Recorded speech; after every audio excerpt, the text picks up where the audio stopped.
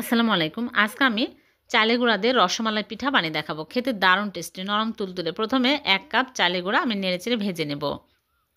ভালো করে ভেজে নিয়েছি। এখন আমি চুলায় প্যান বসিয়ে দিয়ে দিচ্ছি লিকুইড দুধ ১.৫ কাপ, স্বাদমতো লবণ, চিনি ২ চামচ, নারকেল গুঁড়া 1/2 কাপ। বলক উঠে আসলে চালের গুঁড়া দিয়ে আমি ভালো করে নেড়েচেড়ে ডো বানিয়ে নিব।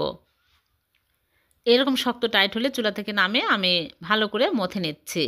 তারপর ছোট, ছোট করে এরকম করে রসমালাই পিঠার শেপ দিয়ে নিচ্ছি। এই পিঠাগুলো খেতে দারুণ টেস্টি হয়। তারপরে চুলায় প্যান বসিয়ে চিনি 1/4 কাপ দিয়ে আমি নেড়েচেড়ে ক্যারামেল করে লিকুইড দুধ দিয়ে দিচ্ছি। ২.৫ কাপ এলাচি গুঁড়া, গুঁড়া দুধ।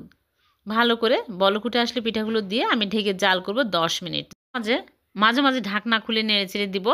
নামানোর আগে আমি দিয়ে দিচ্ছি খেজুরের গুড় দিয়ে আমি ভালো করে নেড়েচেড়ে চুলা থেকে নামিয়ে নিব। ১০ মিনিট জাল করলে হবে।